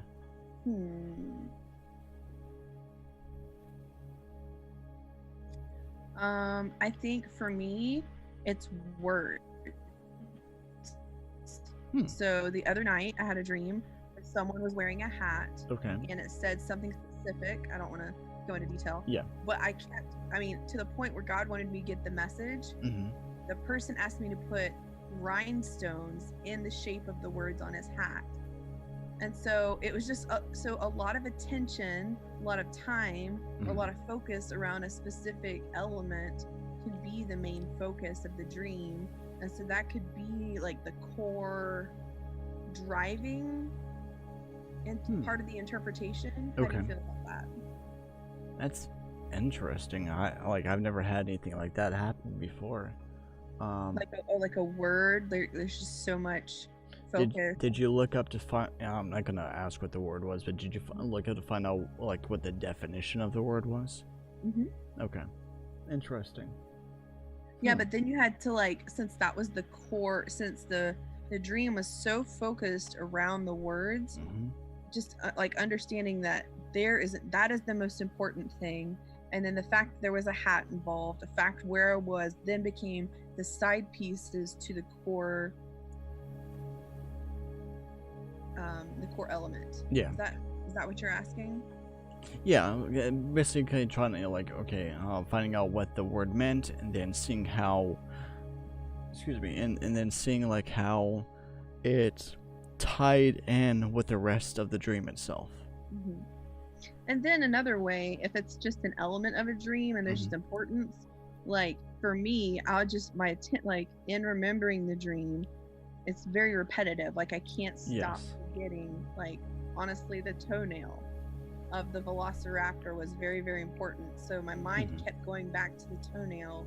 So that's the way the spirit tries to show me there's a lot of importance on this element. Make sure you feel the weight of it. Yeah. So, and yeah, that's kind of what I was trying to say is like, the Lord will always,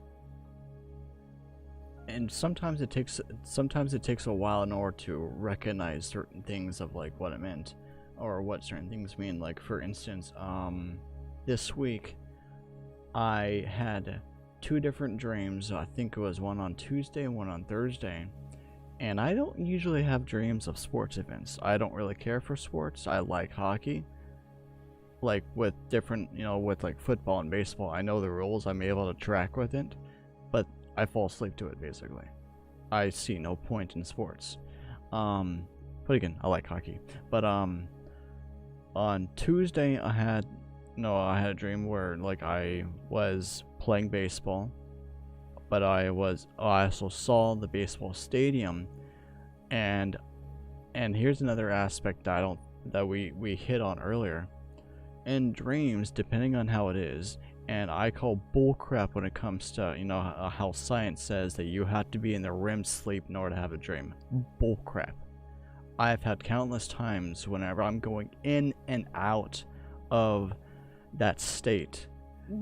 I'm even awake and I'm still in that state where I'm actually seeing a dream happen in front of me. I had that happen on Tuesday where I know what it feels like to be in the spirit, and I was in the spirit at this time. I was seeing the thing with the baseball, with the stadium, with playing, but I was also coming out of it, and my itch was twitching. Really, oh my god, my foot was itching. That is called, I learned it. Crap, what is it called? I learned this the other day. Oh man, when you switch it around, it's called, it starts with an S. I know what you mean. I can't. I heard that word too here recently. I can't remember what it was now. But my foot. Sonorism. Got it. Yes. My foot was itching in 4 different spots, and so I was trying to itch my foot whenever I was still in this state. And the Lord was speaking to me, but see, I love my sleep too much, and He's very slowly trying to break me of that. And that's one of the reasons why I have such a difficult time taking down my dreams sometimes, because I don't want to wake up. I play the dream back in my head, but for those who do have dreams a lot, you will know that the longer you wait to take the dream down, the more details you forget.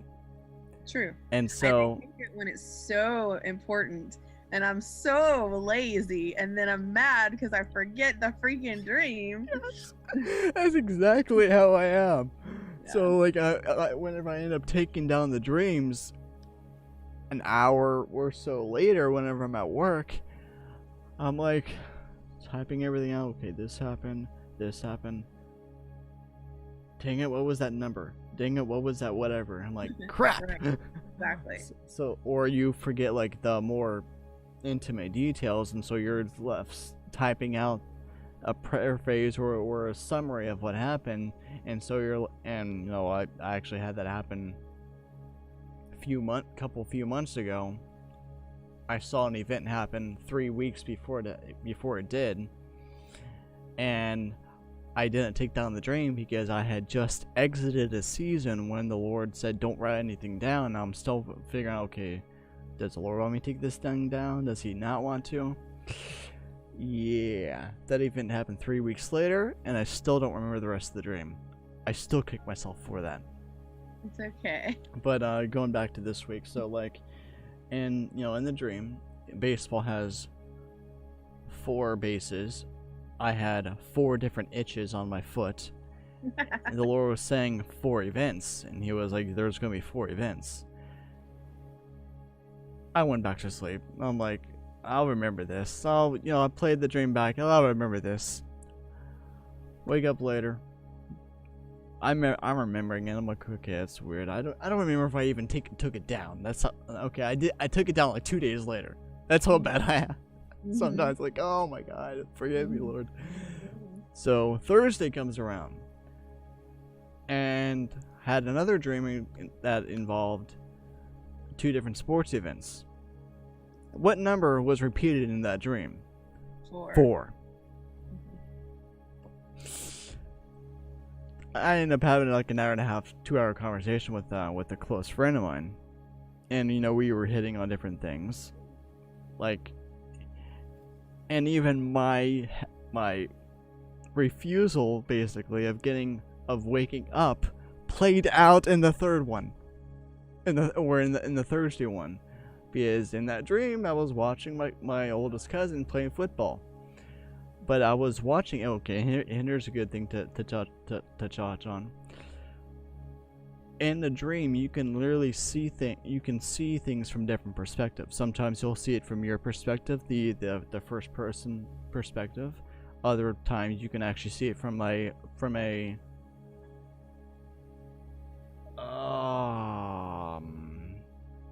spectator's perspective, yeah. where you're watching it happen. I was watching him play from all different perspectives. My mother in the dream, or Holy Spirit, was trying to get me to get up and play soccer.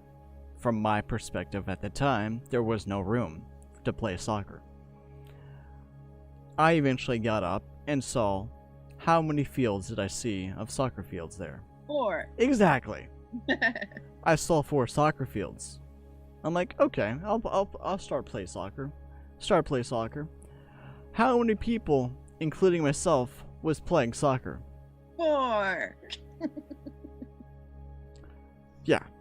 So in the soccer fields were quite small. So me and him talked about different variations of what it could mean. I'm still not sure exactly. All I know is that there's going to be 4 events that happen. Whether it's in my life or it's a prophetic thing, I did not feel the release to, or the need to make like a prophetic word out of this thing. So for those who ask, who are watching and say, why didn't you make a prophetic word? Mm-hmm. I didn't get the release to. I think it's gonna specifically be in my life. Now the Lord starts saying, it's like, you need to put this thing out, there's gonna be 4 events happen. I will do that.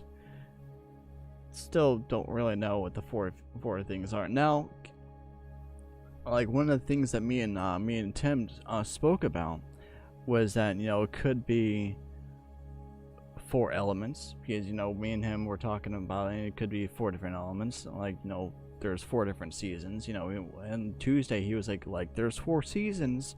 Mm-hmm. There's gonna be 4 different events. But it's times like that when the numbers, and you don't necessarily have to see the number 4. You could be spoken to you in a dream, and yes, for those who are wondering, God does speak to you verbally, or just in the spirit, or you just know something in the dream. I've had times when I've literally heard his voice in the dream, and it scared the hell out of me. Mm-hmm. And I've just had times when I just had this knowing.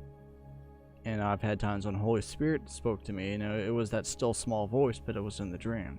So, like we said before, with God all things are possible. You just gotta believe and be open to just receiving that information, regardless of what it looks like, as crazy as it can appear, or hear, or whatever. So, you shoot a question out. Oh gosh. Impromptu. Okay. So I really like how you're talking about waking up into and still being in the dream. And so I really think it speaks to the reality that we are spirit beings, and how. So my question is, if you're taking symbology from sleep state and you're walking into the spirit in your awake state, does God speak to you in your awake state through symbolism, and do you use your dream books to interpret it? Repeat that question one more time. Make sure I got on the same page. Okay, so if God speaks to us in visions in the night and then also in our awake state, and it's all spirit, and we're using symbolism in our sleep state to get messages, could you still use your dream symbology in the wake state? Absolutely, and I do it every day. I do too. I just wanted to... Oh, but again, I wanted to make sure I heard that correctly because I had a little bit of a distraction. I'm like, dang it, I gotta hear it again now. Like, stupid headset is broken. I've gone through 3 different headsets in the past 2 months, and it's super annoying. It's your cats. I'm just letting you know, it's your cats. But no, like it. So I have an interesting. Oh, okay. So the first time I started realizing I could do that, and I wasn't just like stuck on only I can look at symbolism and dream state, blah blah. I was at my friend's house, and her oven, no reason at all, smashed and exploded. What? And she's like, God's trying to talk to me. So she went to her dream book to look up what her stove meant, or her oven, and it was right in a line, and it confirmed something that she had been seeking the Lord on. And I was like, I can God's gonna talk to me with my dream book. I don't know, it was just like weird how sometimes revelation of like, there's no difference in sleep or wake state. Symbolism is symbolism. I can use it. And so seriously, and I think I've talked to you about it, this started happening, that started happening. I was like, oh my gosh. Like, yeah, it's essentially the same language. I've had times, and I still oh God, have mercy on me for saying this now. Sometimes I wish it happened more often, and the reason I say God have mercy on me for saying this, because Lord, you heard this. because when things like this happen, I can't function. My mind is blown. I'm like, and I can't function because like I don't know how to react to this. Like I was editing a video earlier today to release. Crap, I'm trying to think. Was that? I don't remember which video it was, but I know I'm like working on like uploading a video here soon, and it was a time. Okay, so this happened like several months ago, like it was like 6-7 months ago, and I was reading a book, then that I was given, and it was based on the theory that I'm slowly working on. It's going to take me a while, and I actually mentioned this in the video, but I'm reading this thing, and it's it gives a symbol of something, for like a Hebrew word for this thing, and it gives a translation for it, and I think it meant like unicorn. And then my roommate comes over and says, look what my boyfriend got me for Christmas. Same on this box, same exact freaking creature, unicorn. And I'm like dumbfounded. I'm like, how? Like, and like my mind just broke. Like I couldn't function. I'm like, how do I process this? And so like whenever those things happen, like I said, sometimes I wish those events like that happen, but in the symbolic sense where you're following the little breadcrumbs, like Right, okay, that's it, okay, that's it, and then I almost want to say they come to a climax, but sometimes it's not even that. Like you have a hard time even registering or even accepting in your human brain that this is happening. There is no possible human way that a human could plan this out, and it just played out in front of you, and you're just stuck there. Did this just really happen? I can't function. I can't think right now. No, like sometimes I wish that happens more often. That's why I was saying, God have mercy on me for saying this. Because when that happens, and when you have those events that happen, like with me, I don't know how it is with you, Amanda. I'm just stuck there. I'm like, I give up. I can't do anything. My brain can't handle this. it used to freak me out, and I used to be like, I made this up. Yep. And then no, I didn't. And even this past week, I had the craziest string of events happen, and I was like, yes, I'm not crazy. It is confirmed that all these signs I did not make up, and were not a projection of my heart, and justice is at hand. And so I think, like, honestly, I think the angels have fun with us. Yes. We should be thankful for the messengers, and that we have specific ones assigned to us. And I've started being like, hey, I really want to know you. I'm thankful for you in my life, and thank you for sending me signs when I was like completely clueless to the things of the spirit. And so I think that through my fear and like through confirmation and acknowledging the things that come, like you said, the thankful heart for the language of the spirit, whether it be through a dream or signs in the waking state, or like harmony and synchronicities that we see. It's just like, man, God, thank you for making me like this. I want to know you more. I want to see more, and show me what to do with them. Show me how to, do I put this on a shelf? Do I like praise you? Do I write it down? Like, you're so cool. I want to know you more. Like, I just take it as like a God wink, and like, and then I say the thing, I want more. This is who I'm created to be. So.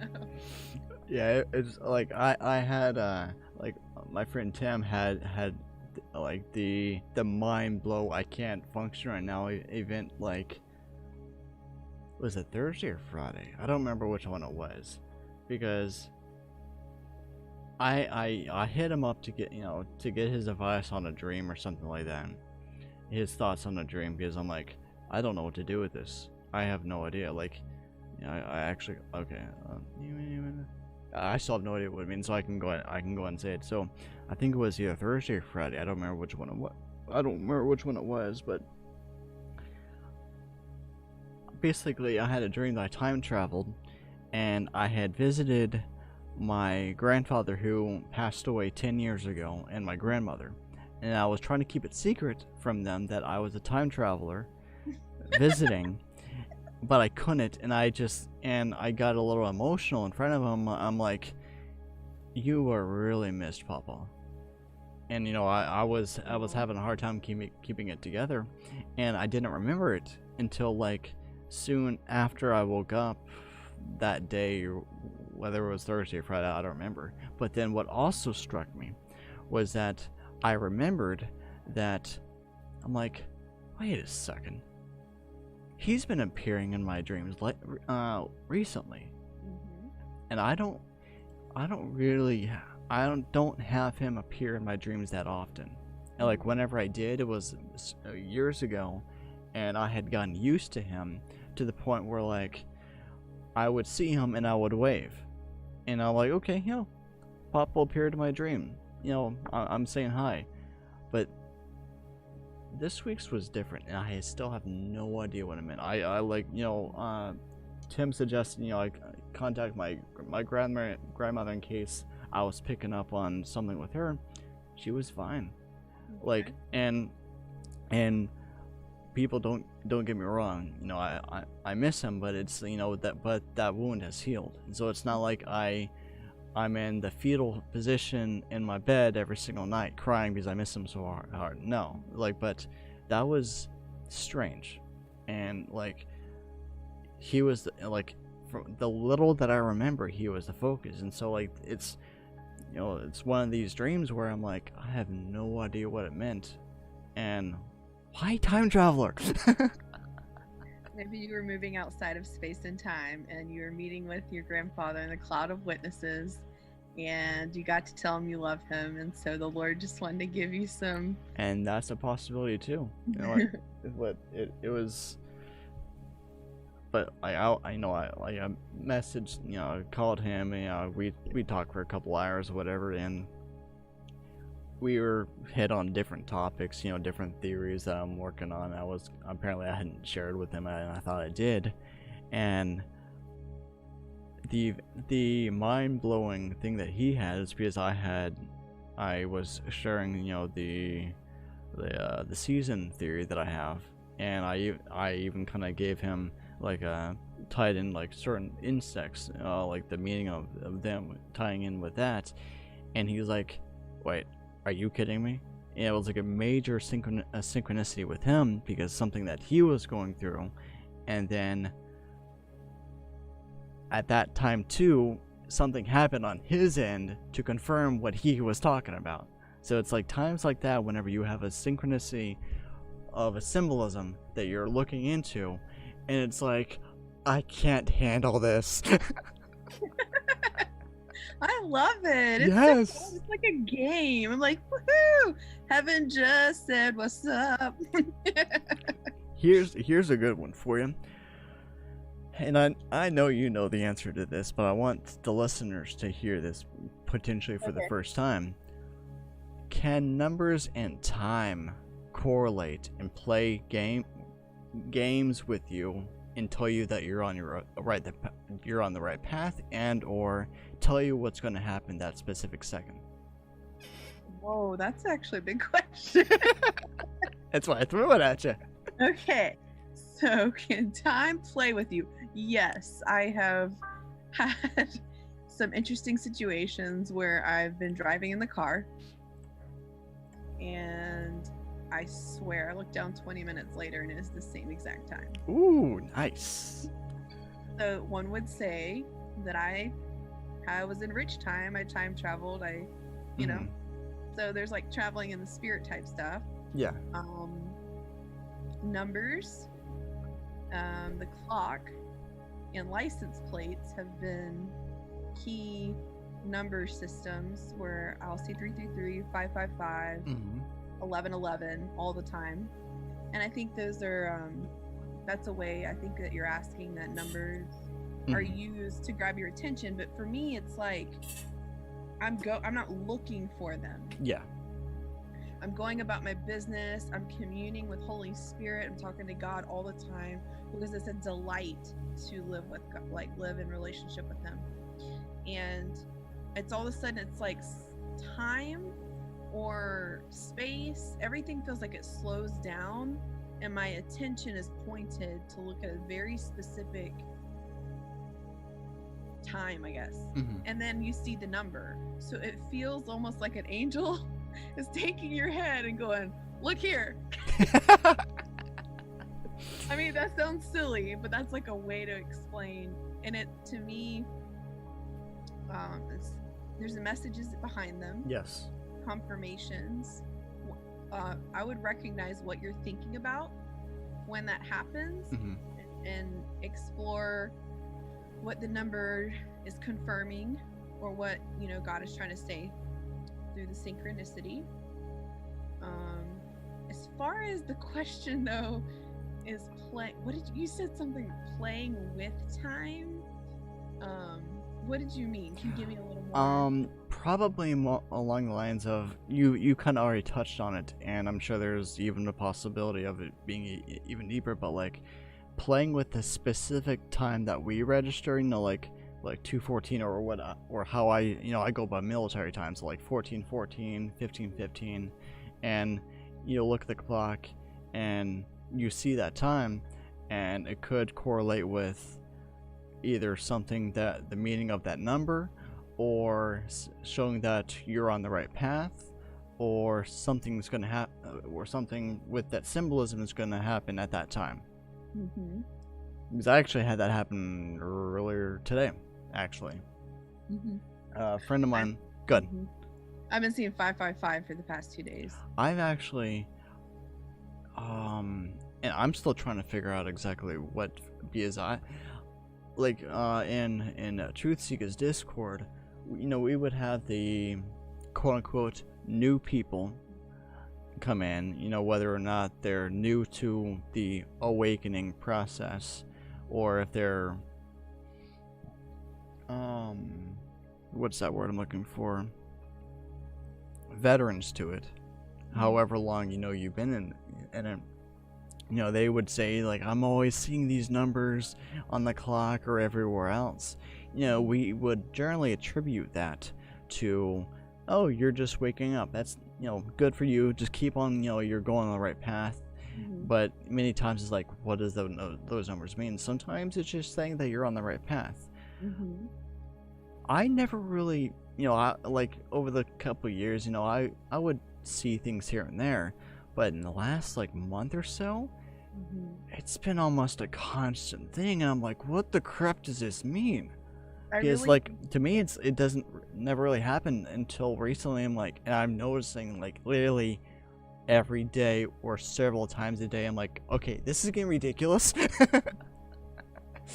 usually when there's an increase in things of the spirit like that, I ask questions of like, hey Father, is something about to happen? Are you trying to grab my attention for some Mhm. reason?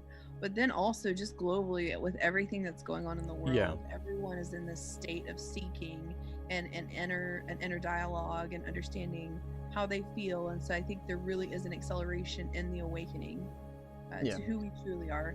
And so I wouldn't be surprised if you're connected to that global consciousness that's like, we're all affected by it because we all are breaking those paradigms with everyone, you know?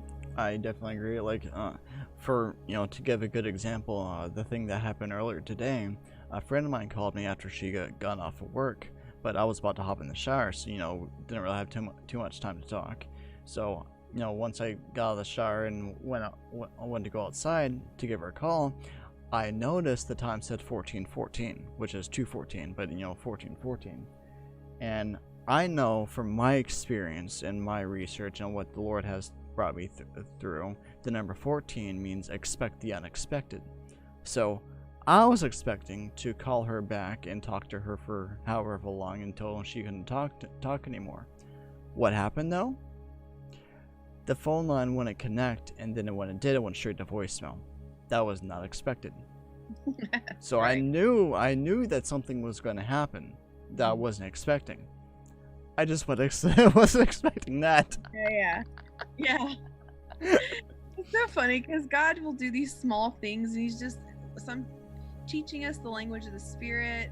He's getting us like prepared to, like, I don't know. Sometimes it can just be like, "Hey, I love you." I mean, I've seen, this is one of the crazy license plate stories I had. Okay. I was driving down the interstate and I was getting used to seeing all the numbers and stuff.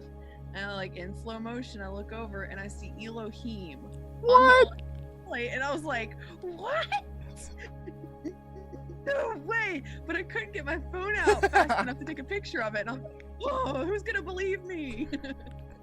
So, yeah, I really think God loves talking to us through whatever means will allow Him to, and looking for the hidden mysteries in our day-to-day. It's fun. I love it. So God is so cool. We have a good Father, like. And He just enjoys playing with His children too. Like, Right. like especially whenever we're looking at it, like, what does this mean, Dad? What does this mean? And sometimes, you know, yes, every single thing he does for a reason. But sometimes, I swear, he does it just to get a laugh. Dude, he's gotten plenty of laughs out of my experience. Oh my gosh. Oh man, I'm a joke. I'm a comedy in heaven for sure.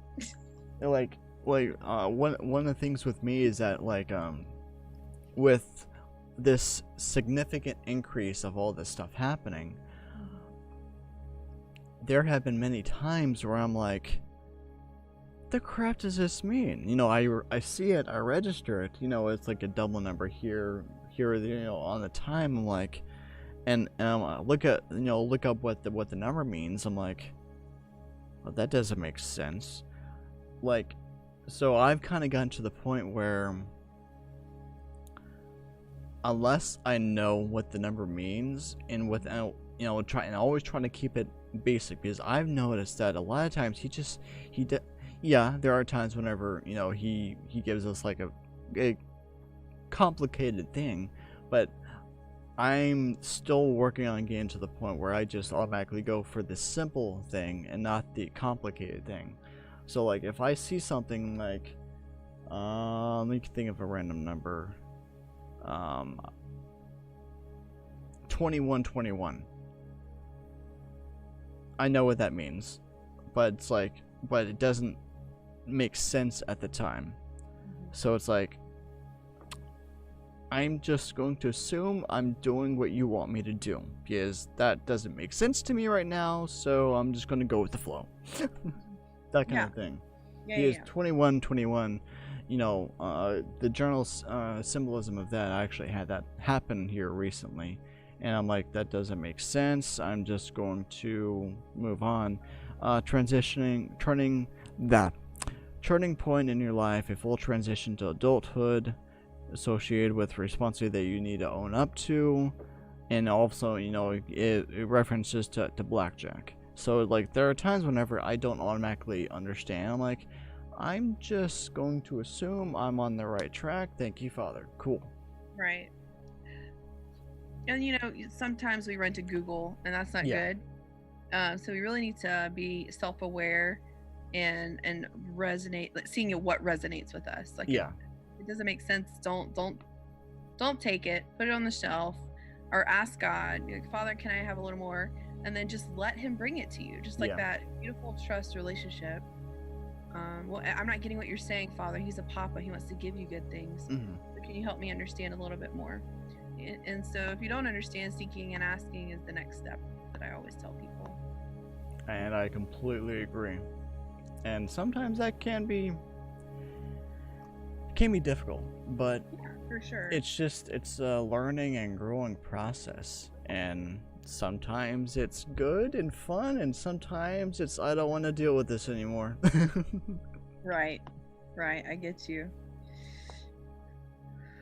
We can talk about so much. I know. I'm trying to figure out, like, okay, we're going 2 hours. Do we want to continue, or do we want to cut off for now? And you can always come back with more. Exactly. Questions, comments, people, say something. I don't have anyone on my end that's watching. I'm showing that we have 7 people on Facebook and 1 person on YouTube. Okay. At least that's what my program thingy says, but I don't know how accurate that is. All right, beautiful people that are watching, if you have any questions or dreams you want interpreted, now is your time. If not, we love you anyway, and we bless you.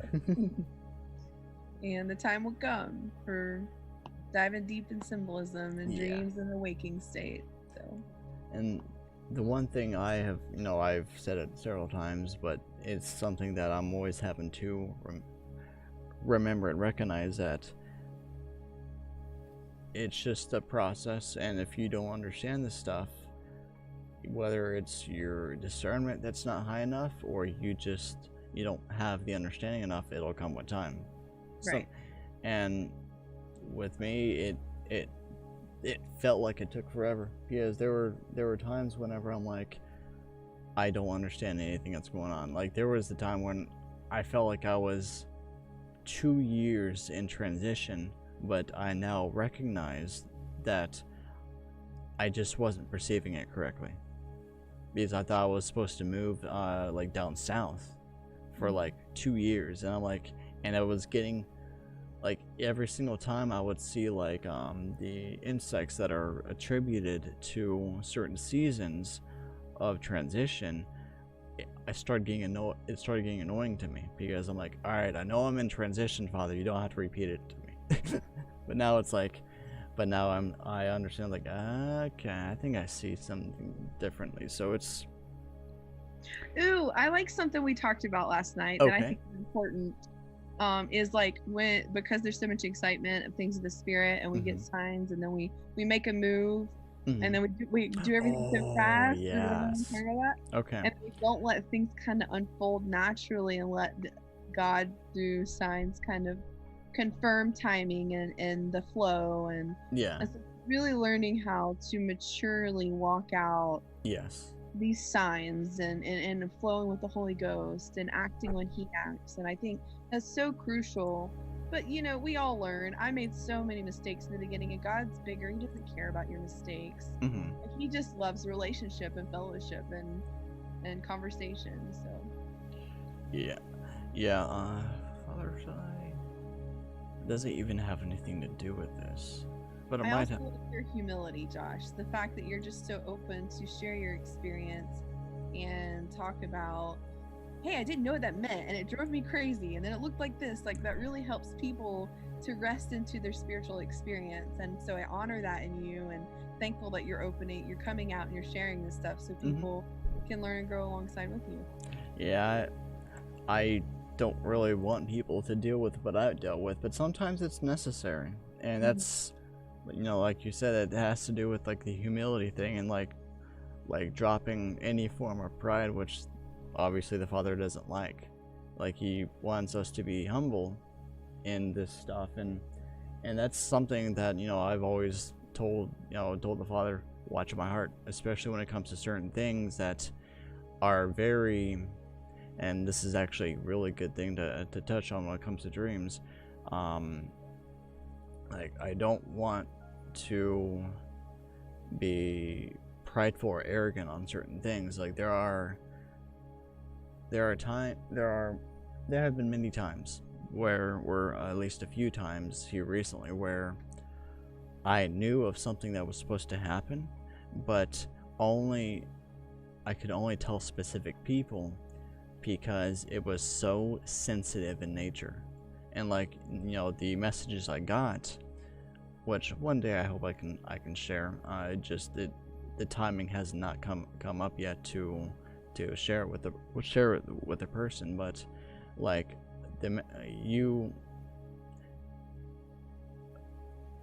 some people only get messages for yourself. They're like, you need to work on this, I'll help you, just but you need to kind of get this thing figured out, and that way I can help you with. And then the other time, there's actually the prophetic stuff where the Lord's showing, you may not even be a prophet or seer, you just the Lord's, you just know that you're a prophetic person, you get this stuff. And so the Lord gives you this stuff, and whether to tell it to someone or to pray on it, but you got to be careful, because and this is actually something the Lord began showing to me a couple years ago, about kind of the timeline and being prophetic and releasing certain things in time. Because if you get a dream and it's for something like a year down the line, but if you tell it to someone too early, it could be catastrophic. Could screw up everything to the point where, like, it was released too early, and now that thing is never going to happen, or it's going to happen 20-30 years down the line because they weren't ready for it. And so having the knowledge of keeping or releasing or telling specific people what that is, and believing, having a faith that you actually got the correct interpretation of that, and then telling the people, is quite vital. And I agree. I super agree. And I've actually had a couple times here recently, within like the last year or so, when I got the interpretation, I trust the Lord on what He told me, because I wasn't sure of one symbolism. I took the risk and asked the particular person one question that gave me the confirmation of what it was, and then I took it to specific people that I knew I could trust, and this is actually what I like calling it changing the future.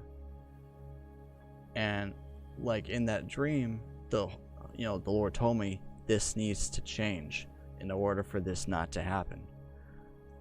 And I was successfully able to change the circumstances. I was able to change the future so that those circumstances would not happen. Right. That's an example of a warning dream, which is awesome. Yeah. And I know I shifted everything to a serious nature there, but when it comes to this stuff and actually understanding, and this is, I like to consider it higher level stuff, just obviously not the highest tier, because I know there's several tiers. The Lord showed me that a couple of years ago, that there are several tiers when it comes to the dream interpretation and prophetic stuff, and this is like one of the lower tiers. But you got to be careful, because you tell the wrong thing, it can destroy everything. And there's also that humble side of it.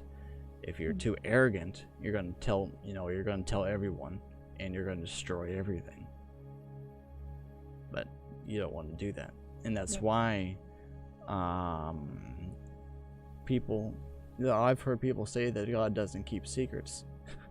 Oh yeah? It's throughout the Bible. And is it in Psalms? I think it is. It says, "It is the glory of God to conceal things, and the glory of kings to seek them out." Mm-hmm. So it's like he only releases specific information to the ones he believes he can trust. Right. So do you really want to betray the Lord's trust? That's not the route that you want to go. Right. Good point. So being a friend of God. Friends keep secrets. Yeah, so this stuff can be fun, and it can also be quite scary if you actually think about the, what's that word I'm looking for? You get the idea. You can just everything that's involved. Of communicating. There we go. That's exactly the word I was looking for too. The fear of the Lord is a spirit, and he's serious. And so I love the fear of the Lord, and he's my best friend. I don't want to screw things up. So I cherish anything he sends my way, and I love it. But exactly. And learning this stuff comes a time. I am by no means an expert when it comes to this stuff, but people need to connect with you, Josh. Yeah. They're on the spiritual journey, so how can they connect with you? Website www.thegothicmystic.com. I actually have everything on there. I'm still, I'm always slowly working on updating it, because I'm actually working on getting like all the YouTube videos on there, but also ways to donate is on there, and it's literally at top right, click donate. The blog is on there, but also I have like the services that I have, and also like some merch that I have on there too, and dream interpretation is one of the things up there. And yeah, I just enjoy it. And there are those, we talked about this earlier, there are those dreams that it's like it mind boggles you. But it's one of the things about stepping out into doing this like publicly or whatever, is believing that, and having the faith that whoever he brings to you, he's going to release the interpretation. You're not going to be sitting there dumbfounded like, I have no idea what the crap this means. But it's like he brings people to you for you to help them, and it's a humbling thing. It's not something to get prideful or arrogant, or like, I have all this knowledge and you have nothing over me. No, it's like, I'm here to help you. You're my brother, you're my sister. Exactly. It's beautiful. And you do the same thing, so it's... Sir, yes, sir. No, I mean like the dream interpretation, the Splunka thing. Oh yeah. It's a weird word, but it's basically just inner healing and generational and trauma focused inner healing with the body. It's really cool. But well, Josh, will you pray for us to have more dreams and encounters as we Possibly. Okay. I will be happy to. Okay. And again, for those who do end up getting more dreams, don't yell at me if it's too much. The Lord will know how much you can handle. So, Father, we just come to you today, me and my sister here, and all the people who will eventually be watching this. And some of us have no way of hearing from you, and some of us hear and see you and recognize you and acknowledge you in so many different ways. But when it comes to the dream interpretation, or dreams in general, some of us need it more than others. So I speak that those who need the increase will receive the increase, and they have already been provided a means of getting it interpreted through both me and Amanda. And if you feel that it's necessary to give them the interpretation immediately, that is your call, Father. I'm not going to argue, but it is your will. But regardless, I just speak and ask for an increase of dreams and even visions of whoever needs it, Father. You will not give us more than what we can handle, though that's what your word says, and you do not go against your word, Father.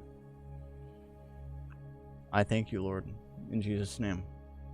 Amen. Well, thanks for having me on, Josh. You're amazing. I enjoyed it. I hope you enjoyed it with all the laughs that we had. Fun. We can always talk about so much. Oh yeah, we got to do this here soon. Again here soon, because I know we both enjoyed it, and I hope the listeners enjoyed it. I knew that this was gonna go for a while. I'm like, oh, I'm looking forward to this. Yes. All right. Well, I will catch you later. Sounds good. All right. All right, y'all. Okay. And that was oh, wow, I gotta redo that. So give me 1 second, y'all, while I readjust my camera here for y'all. All right. But like I was saying, oh, come on. That was Amanda Ferres.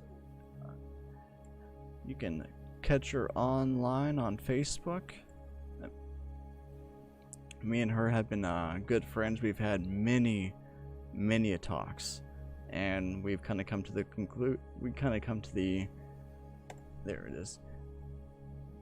Oh, it's really. We have many talks, and we always just enjoy each other's time and everything. If you have any questions in regards to dream interpretations after this, feel free to contact either of us.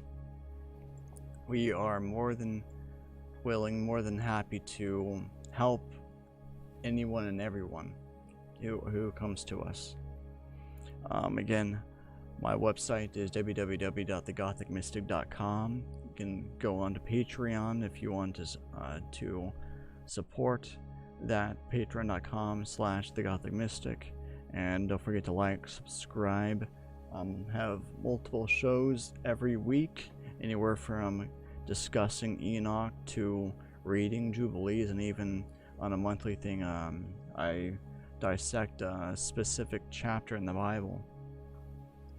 But I do encourage everyone to go and check out Amanda and what she has. I will repost her website in the description.